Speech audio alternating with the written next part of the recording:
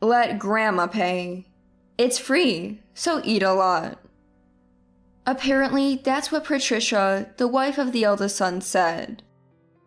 Having not been informed about treating her to a high-end steak, I was taken aback and couldn't help but speak up. While on the phone with my eldest son Andrew, Patricia snatched the phone to explain herself. Determined to get treated, I began questioning Patricia. Where is that steak from anyway? Huh? Why? Just tell me, what's the restaurant's name? Hearing my serious tone, Patricia replied, seemingly annoyed. It's a high-end steak place in the next town over. Is it this place, by any chance? When I mentioned the restaurant's name, Patricia let out a startled, off-key scream. My name is Taylor. I'm 78 years old. I've been in this industry for about 50 years. By this industry, I mean the food and beverage sector. My life changed dramatically after marrying Walford, a chef. Originally working in an office, this culinary world was new to me. I learned the ropes while often being scolded by Walford and the waitstaff. Of course, I understood their scolding was out of love, so I never took it to heart. Instead, I'm the kind who's pretty stubborn. With a determination to prove myself, I worked hard every day. Andrew, filet mignon for table 3. Medium rare and make it quick. On it. Our restaurant was always bustling, but my husband and I supported each other, running it with joy. Our eldest son Andrew also worked in the kitchen and helped out with the business until he went independent. He had thought about taking over Walford's restaurant, but decided he wanted to try running his own place. We respected Andrew's decision. A few years later, Andrew completed his training and finally realized his dream of opening his own restaurant. The big day's here, Andrew. Do your best. I don't know how far I can go, but I'll make it as successful as Dad's place. Seeing our son so happy and confident, we couldn't be prouder. Soon after opening his restaurant, Andrew also married Patricia, whom he's been dating for some time. Life seemed perfect. We thought Andrew and Patricia would lead a happy life. Little did we know this marriage would change the dynamics of our family. Our restaurant was a prominent steakhouse known for its high-quality meat. The clientele was mostly adults. While we did have families, the ambiance felt a bit formal, making it intimidating for younger individuals. In contrast, Andrew's place was designed as a family-friendly diner. Such a restaurant was rare in the countryside, so word spread quickly and it was a hit. The flavor was outstanding, and it was especially popular among children. The unique characters in the kid menu, and the wide variety of desserts that women loved, helped the restaurant quickly become a local favorite. As a parent, I couldn't be prouder, and it became a point of pride for us. I never thought my son would become this successful after striking out on his own. Every time we received compliments from customers, we were so overjoyed that we would often give away dishes for free. But then, there were those who took advantage of our kindness, becoming arrogant and condescending. "Ah, Taylor, how nice to see you," said Patricia, our eldest son's wife. On that day, I happened to run into her at the supplier supermarket, which marked the beginning of our encounter. As soon as she saw me, she laughed at me with a look of contempt in her eyes. For some reason, she despised and was hostile toward me, often making snide remarks. I anticipated her usual sarcastic comments. "Out shopping again? It's impressive that you can still run the store at your age." Her words didn't surprise me or catch me off guard. I sighed at her typical way of speaking. But I had grown accustomed to a life where people envied us. It was no surprise, as my husband Walford was a handsome and famous local chef. That should be it. Because Walford was a so-called handsome chef who was famous locally, it caused quite a stir in our community. People from his class and our acquaintances came to celebrate the generational change, and the restaurant was busier than ever. Apparently, there were even female customers who frequented the restaurants in hopes of dating Walford. That's how I married Walford. And indeed, our relationship faced several crises due to romantic entanglements. But over time, I grew mentally stronger and was often teased for my thick skin. Of course, until we can't move anymore, Walford and I will continue working passionately, no matter how old we get. Well, do your best, I suppose. But you'll never catch up to our restaurant, she retorted. While our restaurant was also profitable, Andrew's restaurant, which Patricia was referring to, was even more successful and always bustling with customers. When the restaurant first opened, we relied on Walford to help out. But now they had more employees, and everything seemed to be running smoothly. Patricia often compared our restaurant to theirs, belittling us in the process. What was the point of saying such things? Before I knew it, my thoughts had turned into words. What's the point of competing with a family restaurant? Why do you always say such pointless things? Who would be envious of their son's successful restaurant? While you say that, you're probably envying us and speaking ill of us behind our backs. We know everything. You can look down on us all you want for now, but remember, the ones who will suffer in the end are you, Taylor, and your family. With those ominous words, Patricia snorted and walked away without listening to what I had to say. I was left standing there, dumbfounded by her audacity. Unfortunately, her harassment didn't stop there. It only got worse. She spread rumors about our restaurant and wrote negative reviews on social media. Eventually, rumors started circulating that I was a sinister mother-in-law who was spreading false information about Patricia. Of course I had never said any such things. I hadn't even talked about our family issues with anyone. I was truly at a loss, to the point where I was bedridden for days out of shock. Why do I have to go through all this? What did I do? Slowly, my pent-up feelings turned into irritation, and a sense of hatred began to engulf me. Patricia was not like this before we got married. She was lovely and had the perfect personality for customer service. In fact, just before they got married, she was helping out at our shop because she wanted to improve her customer service skills if Andrew was going to open a store. Customers loved her and she was often praised. I even told my son that he had married a good person. But something changed after Andrew's shop opened. Patricia's attitude has changed. I still don't know what triggered Patricia's attitude to change. Even when I try to talk to her, she just kicks me aside and refuses to have a proper conversation. Now, I can hardly remember any interactions with her that weren't filled with sarcasm. Then, a few days later, something happened. I was out with Walford when I got a call from Andrew. Hello? Hey, Mom, is now a good time? Yes, I'm fine. What's up? I could tell from Andrew's low tone and serious manner that something was up, and I naturally straightened up to listen. Did Patricia tell you anything today? Huh? What do you mean?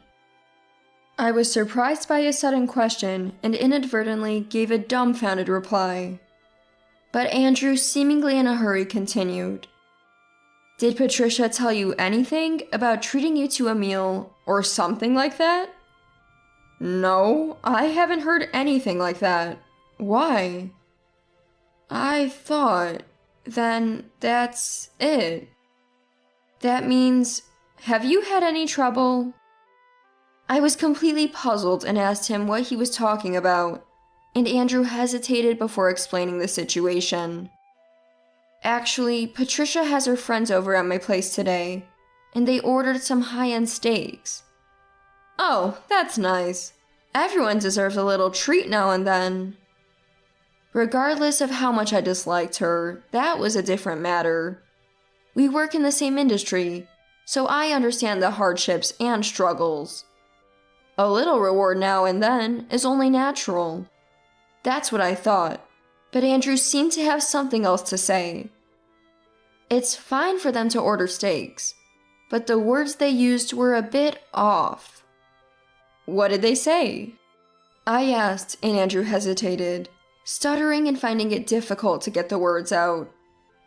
I had a feeling it was about me, and sure enough, my face twisted in anger when he finally spoke.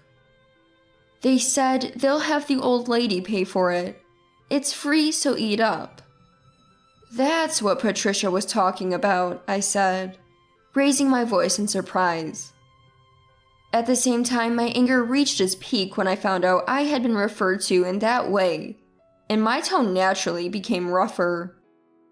Who did you say was an old lady? I haven't agreed to pay, and I haven't been informed of anything. No, you're right. I was surprised to hear the term old lady too. I thought it would be Mom. But then I overheard her talking to a regular customer, and it sounded just like you, Mom. A regular customer? Yeah, Patricia is friends with a woman who comes to the store often. They became friends after she started coming here to eat. She's here having a meal today. I see, but I wasn't informed of any of this. While we were talking, I suddenly heard a noise from the other end of the phone line, and Andrew's voice became frantic as the person on the other end of the line changed. Hello? Is this Taylor? This is Patricia. It seems that Patricia had taken the mobile phone from Andrew and answered the call. Patricia, what's going on? Did you hear from Andrew? If so, that makes things easier. So please treat me. Her words were delivered in a sweet, cajoling tone that honestly irritated me. But of course, I didn't let my irritation show in my attitude and spoke calmly. Listen, Patricia, just because we're family, do you think you can get away with doing something like that without permission? It's annoying how you're so strict about money. It's no big deal. You're making a decent profit at Walford's place anyway. Hey, Patricia, who do you think you're talking to? Andrew, be quiet. Patricia's words were shocking, and I was honestly taken aback. And Andrew, too, probably heard for the first time how she was behaving towards me. He tried to intervene, but was dismissed by her. A steak is nothing for the income of you, right? I'm asking why you would make someone treat you without saying anything and without their consent. I'm Andrew's wife. You should be willing to treat me as a reward. What is this girl talking about? After being found out, she became defiant and didn't even apologize. The things she was saying were unbelievable, and I was so shocked that I couldn't find the words to respond. Thanks for the steak anyway. I was speechless, and Patricia tried to forcibly end the conversation, but I stopped her. By the way, which restaurant's steak is it? What? Why? Just tell me the name of the restaurant. Patricia, annoyed as if to say, what the hell is this woman on about, spat out the words. It's a high-class steakhouse in the next town. Are you talking about this place? I said, telling her the name of the restaurant. When I did, Patricia let out a surprised, off-pitch voice. What? Why do you know the name of that restaurant? Because this is the place run by Walford's disciples. I said and changed the screen to a video call, telling her to look at the screen. And what was captured there was precisely the present moment. The restaurant where they had ordered the luxury steaks they were eating, and where my husband and I were dining. She had placed the order over the phone, so she seemingly didn't know that we were at the restaurant. Moreover, it seemed that they had arrived earlier than us, and the only person aware of the situation was the chef. After we arrived, the chef consulted us, saying that our eldest son's wife had billed the order to us, and I had been waiting for her to contact us. The surprise until now was a performance set up to keep her from realizing it. It was meant to be a small act of revenge. Actually, from the start, I had been informed of the whole situation. We were here because Walford, worried about me being bedridden, had kindly invited me out for a meal to lift my spirits. Hearing this, the chef had been considerate enough to treat us to a meal in the rented-out restaurant, and she had disturbed such a blissful time. This level of retaliation is rather gentle, I'd say. Well then, I'll be counting on you to pay. Patricia seemed momentarily flustered upon realizing that the restaurant she ordered from had been exposed. But then she brazenly reassured herself that it was all right since she was there. She seemed to have confirmed in her mind that she would be treated. I chuckled inwardly at her and smiled. Too bad. I've already heard the situation from the chef, so the bill will be sent to you guys as planned. What? Gone was the sweet, ingratiating voice she had used just before to curry favor. By her side, Andrew let out a surprised gasp at her reaction, now that she had revealed her true nature. But Patricia, undaunted, raised her voice threateningly and started to spew out words. Of course, why should we treat you when we don't even know the circumstances, let alone pay for your unknown friends? As a mother-in-law, you should be willing to do that much. Aren't we family? Don't give me that line just when it suits you. Do you think I'm unaware of all the snide remarks and harassment you've put me through, taking advantage of Andrew's ignorance? I have my limits too. I wanted her to realize just how wrong she was, and so I spoke my mind. Perhaps that's why my tone had naturally become stronger, causing Patricia to stutter in frustration. Now that we're on the subject, let me ask you, why did you start treating me this way? You weren't like this in the beginning. Did I do something to you? The harassment I had endured without understanding why. If I had done something wrong, I wanted to apologize and resolve it. I was truly sick of our strained relationship. But the words that came out of her mouth were completely unexpected. I've told you before, I heard from a customer that you've been speaking ill of me, spreading rumors in the neighborhood that I'm not a good daughter-in-law. As she spoke, Patricia let out a frustrated cry. I sighed deeply in exasperation. Like I've said before, I haven't spoken a word of that. I don't know who the customer is. But do you think it's acceptable to harass me without even confirming the rumor with me?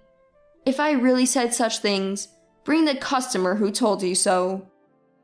Because I have the person right here if you want to change your tune. Suddenly, Patricia became assertive. As it turned out, the friend she had invited today was the very person who had been manipulating her with false stories.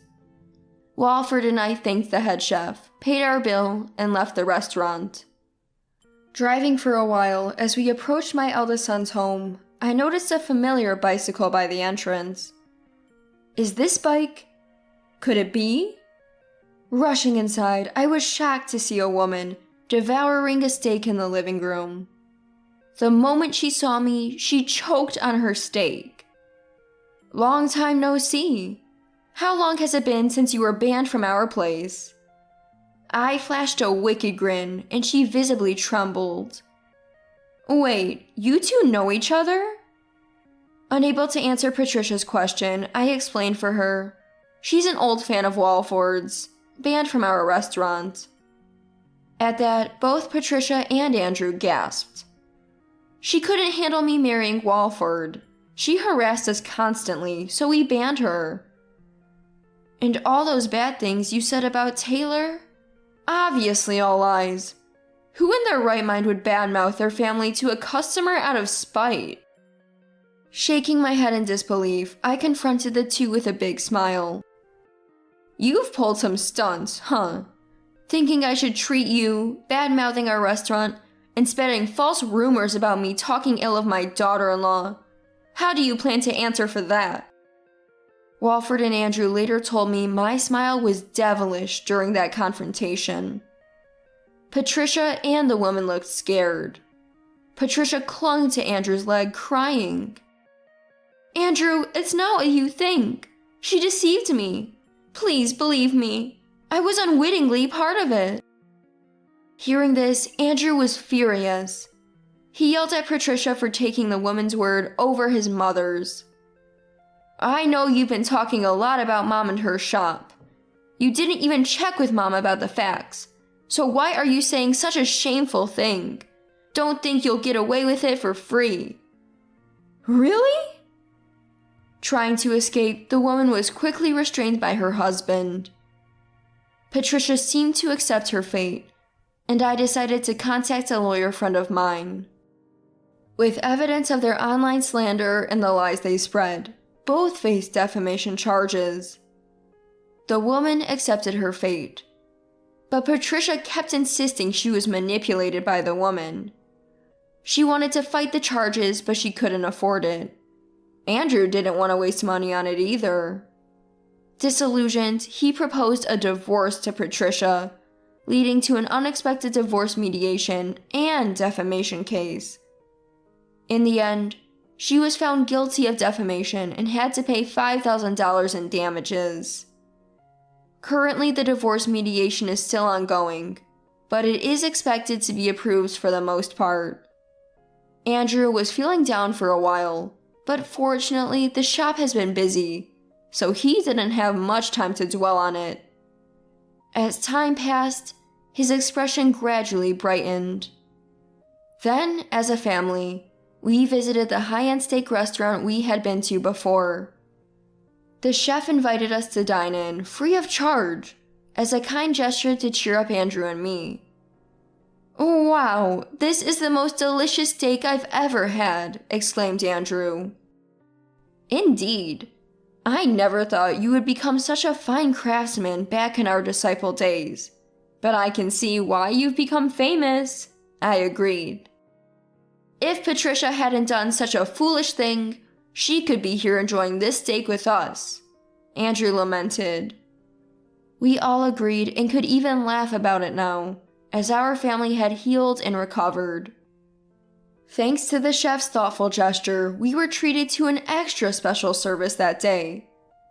Enjoying a delicious steak with my beloved family was the best time ever.